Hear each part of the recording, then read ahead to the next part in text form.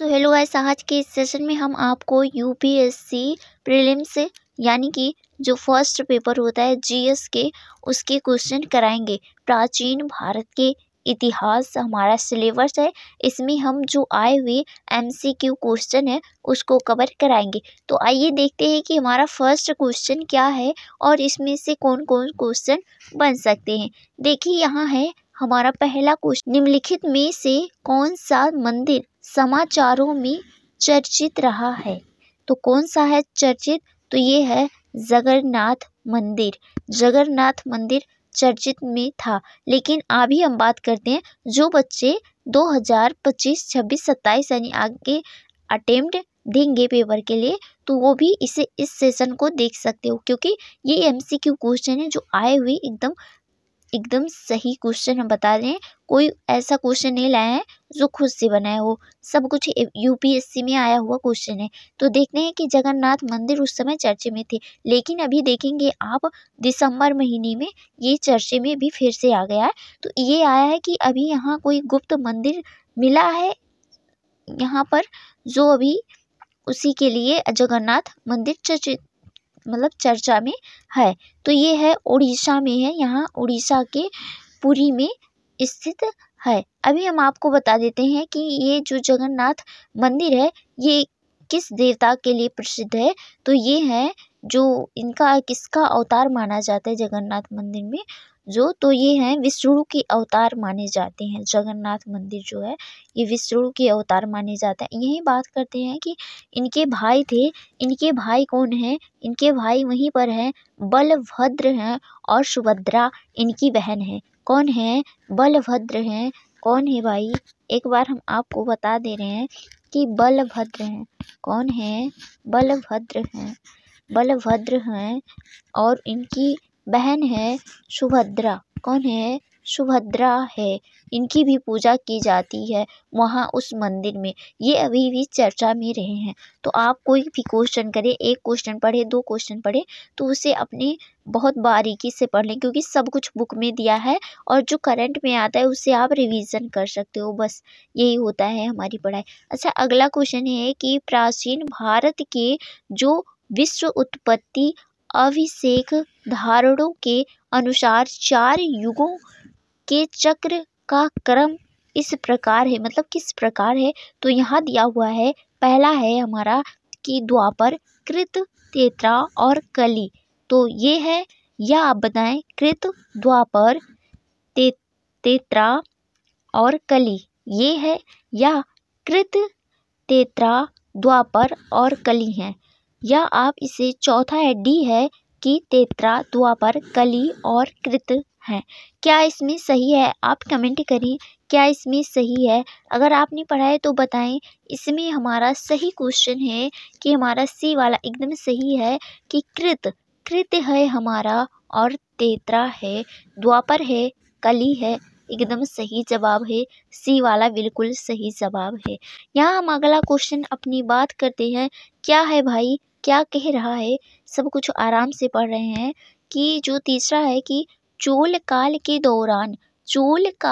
दौरान नटराज की कांस्य प्रतिमा देवताओं को निरपवाद रूपों से निम्नलिखित के साथ दिखती है। किसके साथ दिखती? कितने हाथ दिखते थे उस समय? यहाँ दिख रहा है कि 4 हाथ। कितने? 4 हाथ। अच्छा भाई, अगला क्वेश्चन की बात करते हैं कि अगला क्वेश्चन क्या है कि दर्शन की मीमांसा। क्या है? दर्शन की मीमांसा प्राणी के अनुसार मुक्ति निम्नलिखित में से किन साधनों से संभव है। तो ये है क्रम से। किससे है? क्रम से है। क्रम, जैसे क्रम करोगे आप उसी के प्रकार से आपको फल मिलेंगे। अच्छा भाई, अगला क्वेश्चन की बात करते हैं कि 5वां क्वेश्चन क्या है।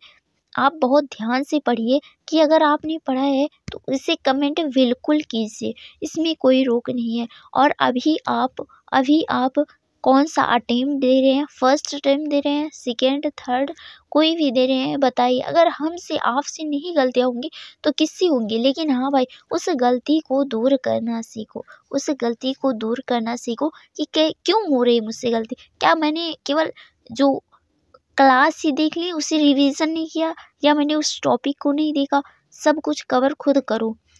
ठीक है, अब अगला क्वेश्चन है कि अणुव्रत सिद्धांत का प्रतिपादन किया था, तो किसने किया था? तो ये है जैन धर्म ने किया था। किसने किया था? जैन धर्म ने किया था। सी वाला एकदम बिल्कुल जवाब हमारा सही है। अगला क्वेश्चन है कि प्राचीन सांस्कृति जो ग्रंथ हैं, ग्रंथों में प्राप्त यवन प्रिय शब्द जो द्योतक था, तो ये किससे था? एक प्रकार की उत्कृष्ट भारतीय मलमल का, हाथी दांत का या नृत्य के लिए यमन राज सभा में भेजी जाने वाली जो नर्तकियां का, या अगला है हमारा डी वाला कि काली मिर्च का। तो इसमें क्या सही जवाब है? तो इसमें जो जवाब है हमारा डी वाला बिल्कुल सही जवाब है भाई, डी वाला एकदम सही जवाब है। अब यहाँ हम 7वें क्वेश्चन की बात करते हैं कि जो हमारा हिंद यानी कि भारत की जनता के संदर्भ में हिंद शब्द का प्रथम बार प्रयोग किया गया था। तो प्रथम बार किसने इसका प्रयोग किया था? तो इसका प्रथम बार यूनानियों ने किया था, या रोमन वासियों ने किया, या चीनियों ने किया, या अरबों ने किया? किसने किया था? तो इसका प्रयोग सबसे पहले अरबों ने किया था। किसने किया था? अरबों ने किया था। किसने? अरबों ने किया था। अच्छा, बात करें कि इंडिया नाम किसने दिया? तो इंडिया नाम यूनानियों ने दिया था। यूनानियों ने इंडिया नाम दिया था। 8वां क्वेश्चन हमारा एकदम सही जवाब बताना भाई, एकदम सही जवाब। निम्नलिखित में से कौन सी वह ब्रह्मवादिनी थी, यानी ब्रह्मवादिनी थी कुछ भीड़ मित्रों की रचना की थी? कौन थी वो? तो वो थी लोपामुद्रा। कौन था? लोपामुद्रा एकदम सही जवाब है। अब हमारा अगला क्वेश्चन है कि सूची फर्स्ट को सूची सेकंड से सुमेलित कीजिए और सूचियों के नीचे दिए गए कूट का प्रयोग करते हुए सही उत्तर का चयन करें।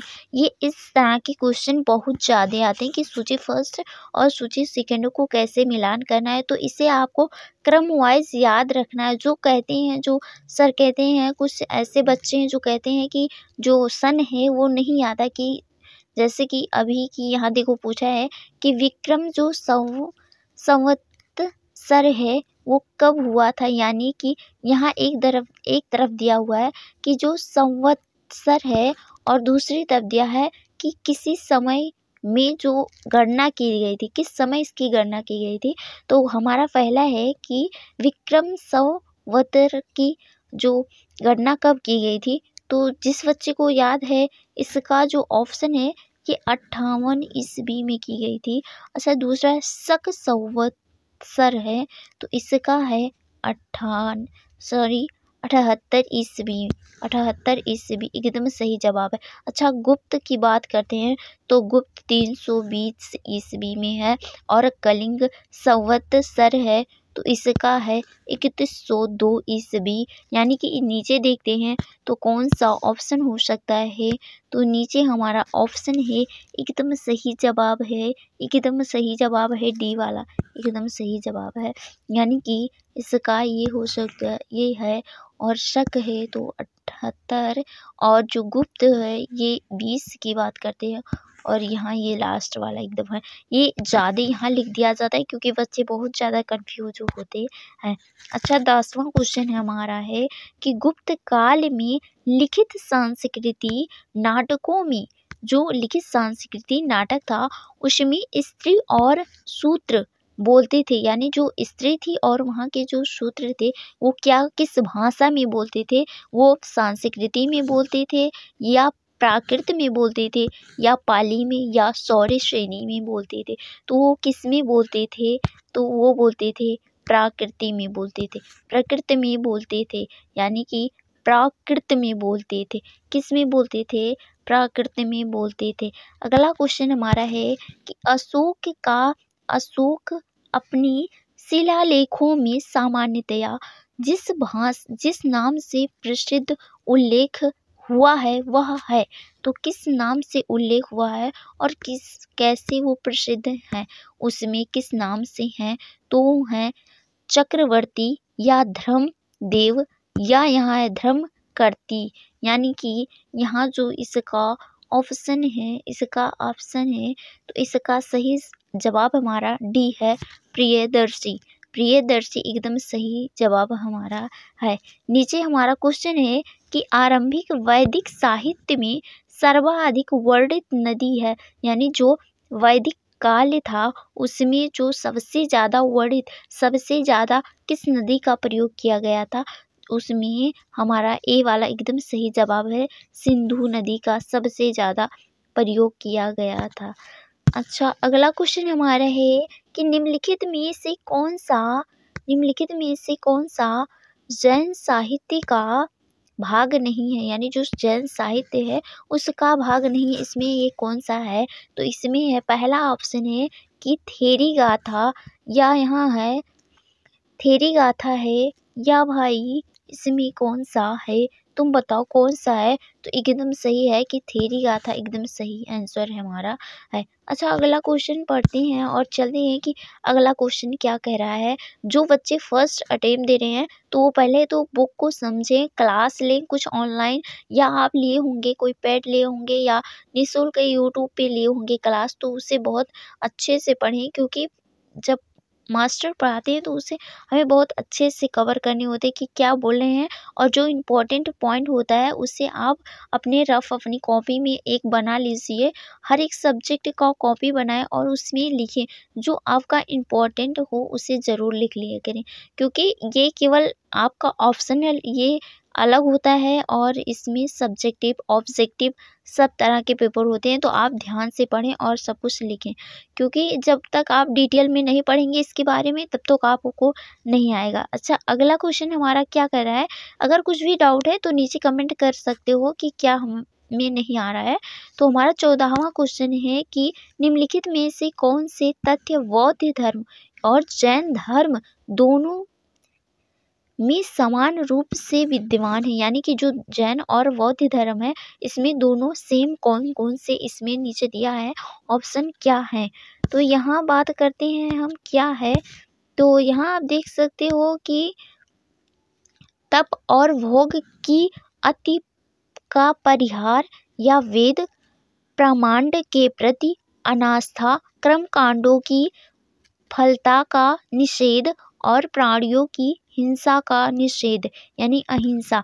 तो ये मुझे लगता है कि यहाँ जो आपका फर्स्ट वाला है ये गलत है, और इसमें हम बात करते हैं कि वी, सी और डी वाला एकदम सही जवाब है, तो बी वाला इसमें हमारा यही सही जवाब है। इसी तरह का ऑप्शन यहाँ नीचे दिया होता है आपको जब यहाँ आता है आप पेपर देने जाओगे। अच्छा, यहाँ है 15वां क्वेश्चन, प्राचीन भारतीय समाज के प्रसंग में निम्नलिखित शब्दों में से कौन सा शब्द शेष 3 के वर्ग का नहीं है, तो कौन सा नहीं है, यानी कि कुल, वंश, कोश, गोत्र, कौन सा नहीं है, तो कौन सा नहीं है इसे आप कमेंट करो, कौन सा नहीं है, तो ये है कोश नहीं है, तो एकदम सी वाला हमारा सही जवाब है। कोश का मतलब क्या होता है, उस समय कोश का मतलब खजाना होता था, क्या होता था, खजाना होता था।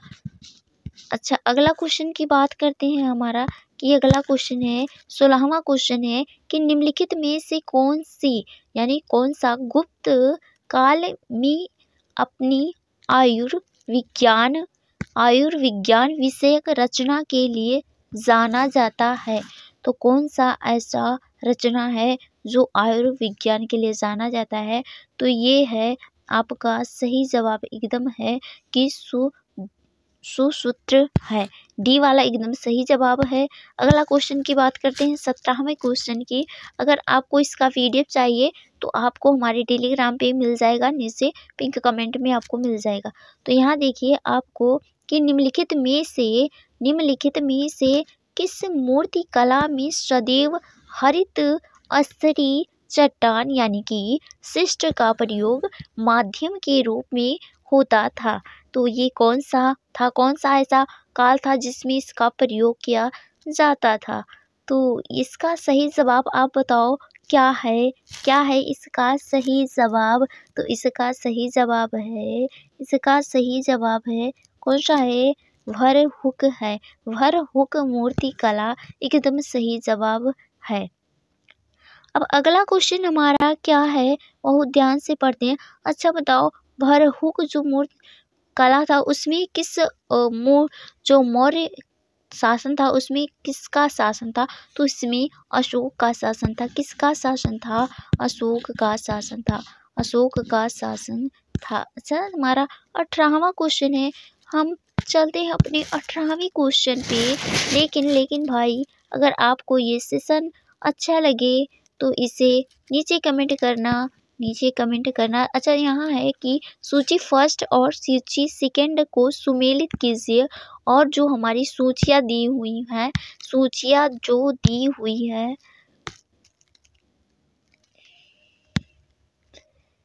यहाँ हमारा 18वां क्वेश्चन है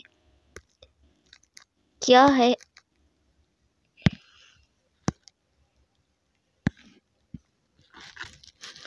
यहाँ 18वां क्वेश्चन हमारा है कि सूची फर्स्ट और सूची सेकंड को सुमेलित कीजिए और सूचियों के नीचे दिए गए जो कूट है, यहाँ कोट लिखे है ये गलत है, यहाँ कूट है यहाँ कूट का प्रयोग करते हुए सही उत्तर का चयन कीजिए। तो इसमें कौन सा किसने लिखा है तो इसे आपको बताना है। तो यहाँ है विशाख दंत। तो विशाख दंत ने क्या लिखा है, वराह मिहिर ने कौन सी रचना लिखी है। चरक को आपको याद करना है चा से, यानी कि चिकित्सा से याद करनी है। किससे याद करनी है, चिकित्सा से याद करनी है। अच्छा यहाँ है विशाख दंत। तो विशाख दंत ने क्या लिखा है, तो इन्होंने लिखा है नाटक। क्या लिखा है, नाटक। इन्होंने बहुत नाटक किए इसीलिए। अच्छा ब्रह्मगुप्त ने गणित लिखा, जो बचा जो हमारा सही जवाब है कि जो बराहमिहिर है इन्होंने लिखा था खगोल विज्ञान। तो इसमें में से हमारा क्या आंसर होना चाहिए, नीचे जो दिया हुआ है ABC, इसमें से क्या जवाब होना चाहिए। तो आप बताओ कि जो हमारा ए का कौन सा है, तीसरा है, यानी कि डी वाला बिल्कुल जवाब हमारा सही है। अच्छा अगले क्वेश्चन की ओर हम चलते हैं कि अगला क्वेश्चन कैसे है। तो यहाँ है कि प्राचीन भारत में निम्नलिखित में से पति द्वारा, यानी कि पति द्वारा व्यक्ति पत्नी के लिए विवाह विच्छेद की अनुमति दी गई है। तो कौन सी अनुमति दी गई है, यानी किसमें दी गई है ये अनुमति। तो ये है आपका सही जवाब है अर्थशास्त्र में दिया गया है। किसमें दिया गया है, अर्थशास्त्र में दिया गया है। अब 20वां क्वेश्चन है कि निम्नलिखित वक्तव्यों में से कौन सा एक वक्तव्य अशोक के प्रस्तर स्तंभों के बारे में गलत है। यहाँ गलत पूछा है, एक बार ध्यान से पढ़ें कौन सा है और कौन सा गलत दिया है। पहला है कि इन पर बढ़िया पॉलिसी है, दूसरा है कि यह अखंड है, तीसरा है स्तंभों का सॉफ्ट, यानी कि जो यहाँ दिया है सुंडाकार है, या डी वाला है कि यह स्थापत्य रचना में के भाग हैं। तो ये किसके भाग हैं, क्या हैं, आप बताओ कौन से गलत हैं, इसमें कौन से गलत हैं, इसमें आप कमेंट करो इसमें कौन से गलत है। तो इसमें गलत है, यह स्थापत्य संरचना की भाग है। तो ये डी वाला एकदम सही जवाब है। 21वां क्वेश्चन हमारा है कि प्राचीन भारत में निम्नलिखित में से कौन सी एक लिपि दाएं यानी दाएं से बाएं की ओर लिखी जाती है। तो ये कौन सी लिपि है, तो इसे आप बताओ कौन सी लिपि है, आप कमेंट करो कौन सी लिपि है। तो इसमें आपका है एकदम सही जवाब है खगोष्ठी लिपि। कौन सी लिपि है, खगोष्ठी लिपि हमारा डी वाला एकदम सही जवाब है। और यहाँ नीचे देखते हैं अगला क्वेश्चन है कि नचिकेता और यम, नचिकेता इसमें दो एकदम इम्पोर्टेंट, नचिकेता और यम यह के बीच सुप्रसिद्ध संवाद उल्लेखित हैं? यहाँ है कि छंदो गायो उपनिषद के लिए, या मुंडा को परिषद में, या कठोप परिषद में, या नेको परिषद में है। किसमें है? ये है सी वाला एकदम सही जवाब हमारा है। सी वाला एकदम सही जवाब है। अगला क्वेश्चन है कि मिलिंद पो यानी कि मिलिंद पन्नु राजा मिलिंद और किस बौद्ध भिक्षु के मध्य यानी इन दोनों के बीच कौन से संवाद के रूप में है? दोनों के बीच कौन संवाद के रूप में है? तो ये है कि नागसेन है, या आपका नागार्जुन है, या नागभट्ट है, या आपके कुमारिल भट्ट हैं। तो कौन सा है? तो ए वाला एकदम सही जवाब है। ए वाला एकदम सही जवाब है। 23वां हमारा भाई का पहला यानी कि ए वाला एकदम सही जवाब है। अगले क्वेश्चन की बात करते हैं हम कि निम्नलिखित में से किसी एक राज्य या देश में अशोक के व्यक्तिगत नाम का उल्लेख है, यानी इनके व्यक्तिगत नाम से उल्लेख है। तो ये कौन सा है? तो कौन सा है आप कमेंट करो। ये है मास्की। कौन सा है? यहाँ मस्की लिख उठा है, यहाँ मस्की लिख उठा है, नहीं मस्की नहीं, यहाँ है मास्की। मास्की है भाई, मास्की एकदम सही जवाब डी वाला यहाँ है हमारा। अच्छा, यहाँ नीचे दिया हुआ है, आप देखो कि अगर आपने बौद्ध धर्म को पढ़ा है, जैन धर्म को पढ़ा है, तो इतना गहराई तक नहीं पढ़े हो तो पढ़ लो। यहाँ है कि जो हमारा यान है बौद्ध धर्म को, यानी कि महायान बौद्ध धर्म में बौद्ध सत्व अवलोकितेश्वर को और किस अन्य नाम से जाना जाता है? तो किस नाम से और अन्य से जाना जाता है? आप बताओ किस नाम से जाना जाता है? तो ये है आपका सी वाला है पदम पाड़ी के नाम से जाना जाता है। अच्छा, हमारा नीचे के क्वेश्चन को देखते हैं आप कि नीचे वाला क्वेश्चन किस तरह है, कहाँ से क्वेश्चन उठ रहे हैं, सब कुछ देखना है भाई। कि यहाँ देखो कि जो मध्यकाल राजा हैं प्राचीन भारत में, जो यहाँ हमारा बौद्ध महाजनपद है, सब कुछ से क्वेश्चन आते हैं। क्योंकि आप एक चैप्टर वाइज शुरू करें जहाँ से आपको पसंद आता है, यानी जहाँ से आपको पढ़ने का अच्छा लगता है, जहाँ से इंटरेस्ट आपका शुरू होता है, वहाँ से देखें और एक शेड्यूल से पढ़ें कि एक हेडिंग एक क्लास लेना है या 2 क्लास लेना है, जितना क्लास लेना है सब पढ़ना है, फिर उसके बाद रिवीजन करना है, सब कुछ करना है। और देखिए अब दिसंबर का महीना ख़त्म हो रहा है, तो अगला जनवरी यानी 2025 आने वाला है, तो उसे आप रिवीजन करें। क्योंकि रिवीजन और मॉक टेस्ट दें, और जो नहीं अभी जो सिलेबस हमारा बाकी है वही उसे छोड़ दें, या 1 घंटा 2 घंटा उसके लिए भी टाइम दे सकते हो आप। तो यहाँ हमारा अगला क्वेश्चन की बात करते हैं कि जो 26वां क्वेश्चन है गुप्त काल से उठा हुआ है।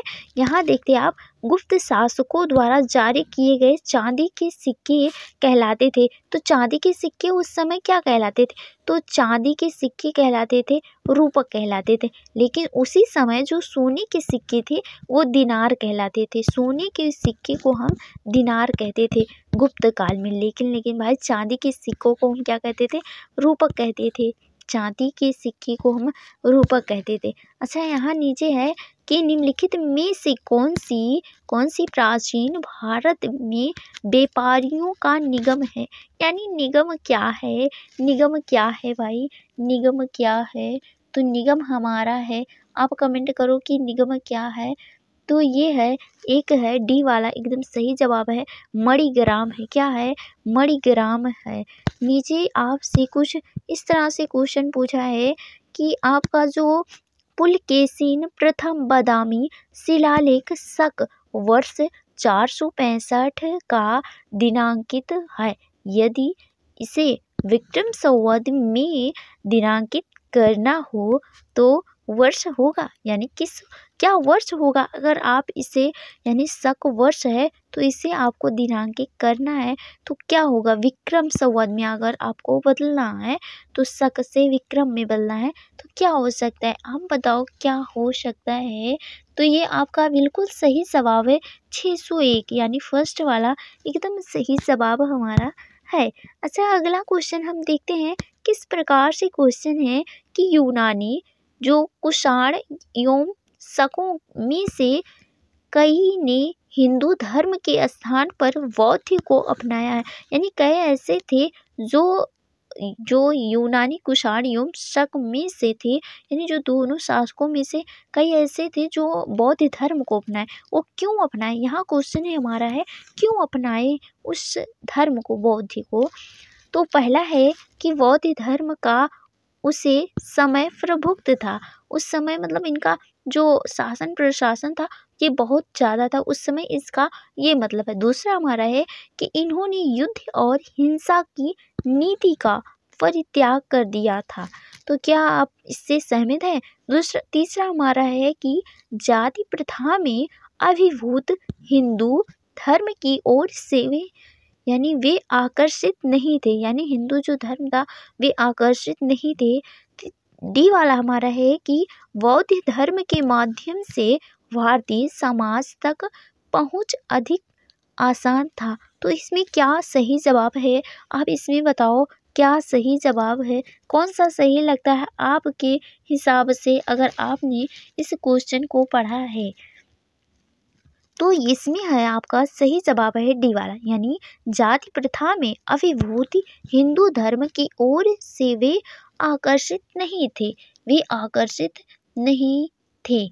हमारा यही एकदम सही जवाब है, वे आकर्षित नहीं थे। भाई कौन आपके वोट से आकर्षित होगा। अच्छा अगला क्वेश्चन, भारत में निम्नलिखित के आने का सही काला अनुक्रम है। अगर आपने जो ईस्वी है, जो सन है, अगर उसे आपने सही से पढ़ा है तो आपको सही से आ जाता है। क्योंकि भाई कोई कहता है नहीं आता है, आता है, आप यहाँ देख सकते हो क्योंकि ये आया हुआ क्वेश्चन है। ये सब हम वही क्वेश्चन कराएं। जैसे कि हमारा है कि नीचे दिए गए का सही जो कालानुक्रम है वो किस तरह से है, तो यहाँ दिया हुआ है, तो इसे आपको बताना है। तो यहाँ है सोने के सिक्के, पहला है सोने के सिक्के, दूसरा है आहत मुद्रा, चांदी के सिक्के, लोहे का जो हमारा है लोहे का हल वहाँ होना चाहिए, सॉरी भाई यहाँ है हल है होना चाहिए, हल लोहे का क्या है, हल है यहाँ लोहे का हल। अच्छा डी वाला है नगर संस्कृति, तो इसमें क्या है, कौन से ऑप्शन है, यहाँ आपको चूज करना है, नीचे दिया हुआ है। तो हमारा डी वाला एकदम सही जवाब है कि जो एकदम अपोजिट में है, क्या है एकदम अपोजिट में है, यानी कि 4 3 2 1, यानी पहले आए थे नगर संस्कृति, यानी कि पहला आया था जो हड़प्पा संस्कृति, कौन सा आया था, हड़प्पा संस्कृति आया था। दूसरा हमारा आया था उत्तर वैदिक काल आया था, यहाँ आया था हमारा उत्तर वैदिक काल आया था, यहाँ बौद्ध धर्म आया था। और सोने के सिक्के अभी भाई बताया कि मौर्योत्तर काल में हुए थे। अच्छा नीचे हमारा है क्वेश्चन जो 31वां क्वेश्चन है कि इस प्रश्न में दो वक्तव्य है, एक को कथन ए और दूसरे को कथन आर कहा जाता है। इन दोनों वक्तव्य का सावधानी पूर्वक परीक्षण कर इन प्रश्नों का उत्तर नीचे दिए गए कोड की सहायता से चुने, यानी जो कोड दिया गया कथन एक और कथन आर दिया गया, इसी में से आपको जो सही है उसे कोड करके नीचे इसका आंसर देना है। अच्छा अब हम पढ़ते हैं इनके आंसर, ये क्या कह रहे हैं कि अशोक राजा जो देशों के अनुसार धार्मिक निष्ठा की अपेक्षा जनता के मध्य सामाजिक समरसता अधिक महत्वपूर्ण थी।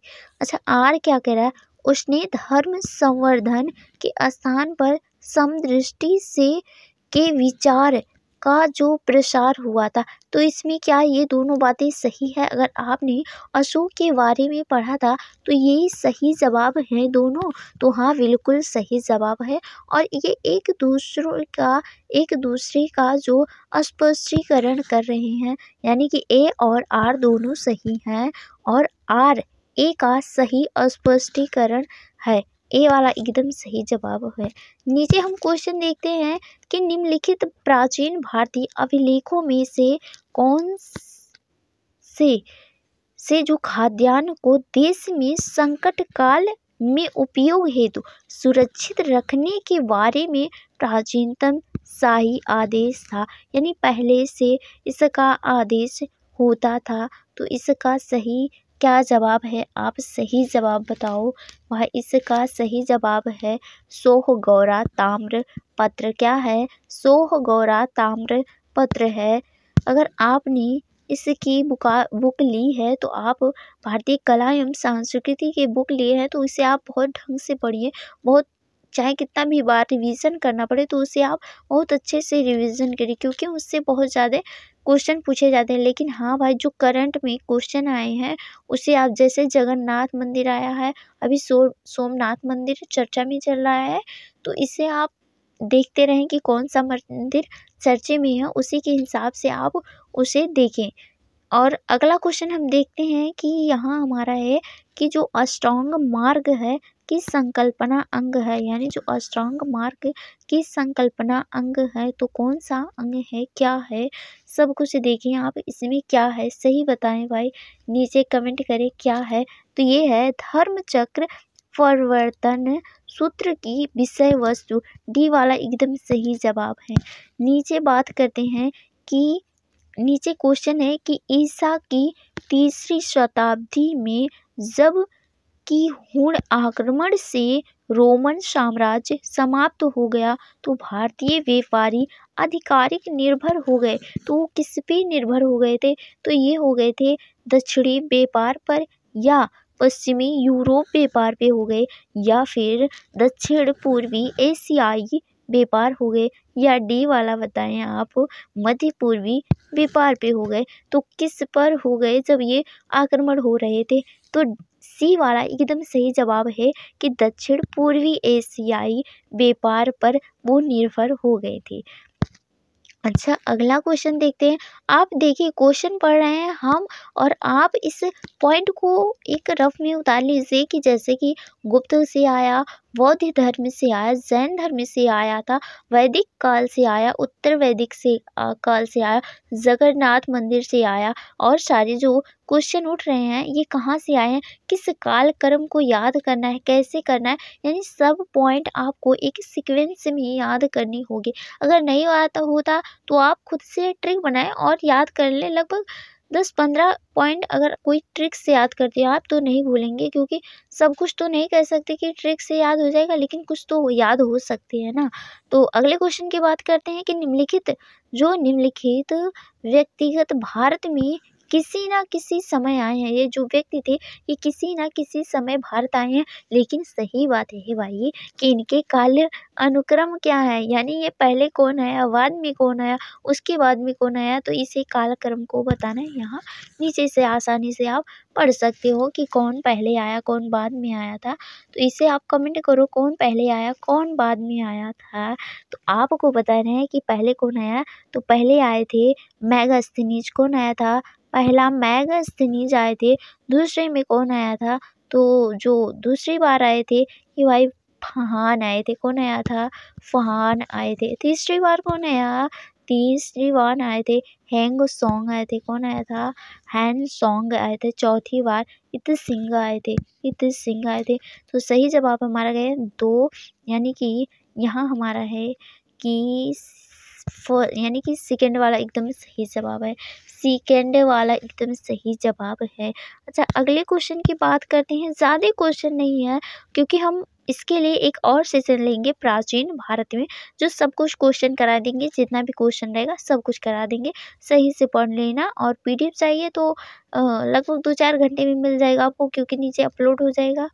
तो अभी हम देखते हैं कि जो हमारा क्वेश्चन है ये क्या है, कैसे क्या कह रहा है। सब कुछ पॉइंट अपने रफ में पॉइंट वाइज पॉइंट लिखते जाओ कि देखिए फहान कहाँ है से आया। अभी आपको ये सीक्वेंस याद करनी होगी, कहाँ कैसे कौन आया और क्यों आया था, किसके दरबार में आया था, क्या करने के लिए आया था, क्या कारण थे इसके जो इस दरबार में आया था। अच्छा, नीचे है कि निम्नलिखित में से कौन सा एक ईसा पूर्व 6ठी शताब्दी के प्रारंभ में भारत का सर्वाधिक शक्तिशाली नगर राज्य था। तो कौन सा था उस समय? आप बताएं। गांधार था, कंबोज था, या काशी था, या मगध था? कौन था इसमें? आप कमेंट करो कौन से था, यानी कौन सा था। तो ये था मगध। डी वाला एकदम सही जवाब है। डी वाला एकदम हमारा सही जवाब है। डी वाले की हम यहाँ लगा देते हैं निशान। क्या लगा देते हैं? निशान। अच्छा, नीचे क्वेश्चन देखते हैं कि जो नीचे हमारा क्वेश्चन है ये है ईसा पूर्व 2री शताब्दी के प्रारंभ में जो उत्तरी अफगानिस्तान में स्थापित भारत यूनानी राज्य था, तो कौन सा राज्य था? बैक्टीरिया था या सिथिया था या जेड्रेसिया था या आर्या था? तो इसमें कौन सा जवाब सही है? आप बताओ कौन सा जवाब है? तो इसमें आपका जवाब है ए वाला बैक्टीरिया, एकदम सही जवाब है।